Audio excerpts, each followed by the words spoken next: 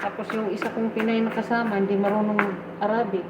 Pag may sasabihin si amo, kailangan pang tawagin ako. Hindi lang pala ako tagaluto. Taga-translate pa. Tapos yung isa, mahirap na nga kausapin kasi hindi masyado marunong mag-English, hindi pa marunong mag-Arabic.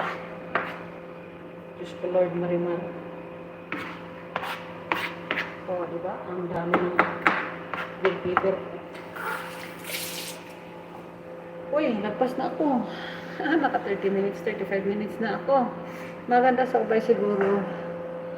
Sunod na sa next year, dami na pinatayo nila. O nga, grabe nga ano doon. Diba yung improvements ng ano ba?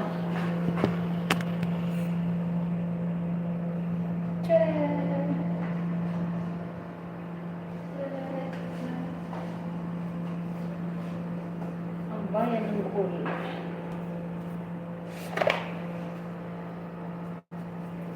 Maganda talaga doon, kaso lang malayo sa tagal na akong hindi nakapunta doon. Last kong bakasyon doon, buntis ako sa bunso ko, tapos yung bunso ko ngayon 12 years na. Tagal na.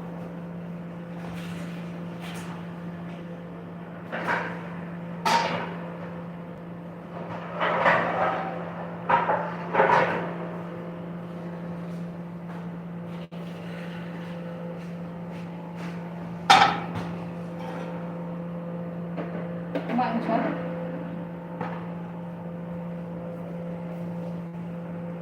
Uy, 3 minutes na lang. Mag-end na ako.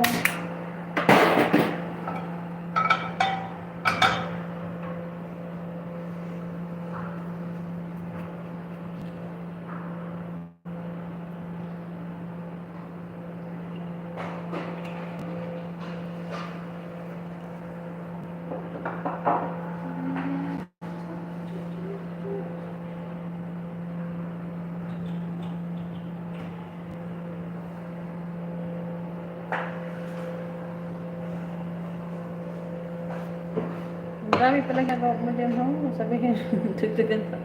Bumaba ang sahod ko dito. Oh, shit. Dati, doon sa amo ko dati, 1.7 ako. Dito bumalik naman ako sa 1.5.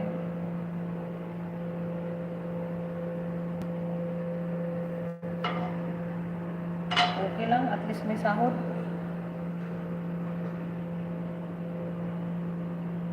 Kaysa amin. Wala. Ang tagal man. Oh, ano ko lang to eh. 2 minutes na lang. O 40 minutes na ako kasi 30 to 40 minutes na yung ano ko. Yung live ko. Pero nung isang araw, ay yung araw ba yun? Kahapon. Nag 1 hour kaya. Daldal ako ng daldal. 1 hour na pala.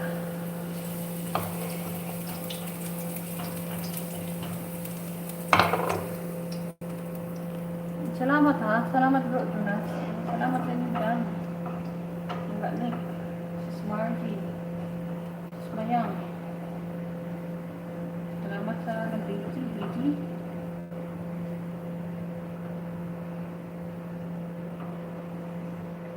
Naku, malaki yung bawang.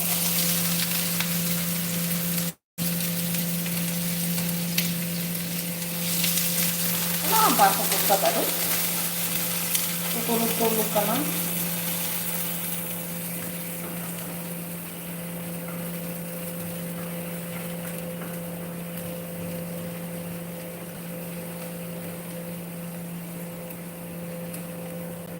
Butura na ubulan. Mag-wild kuro mo. May karoon kay Uwan. Kanilang ba? Sanoy-sanoy lang. Dili. Manok, dili. Karne, wala tanon. So, wala yung rice.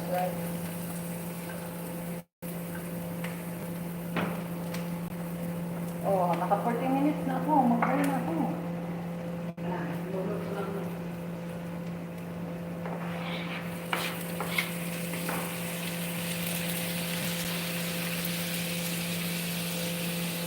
Wala naman daw sa Domingo off na ako kay. Sabi ko yung order. password ko sa hindi ko na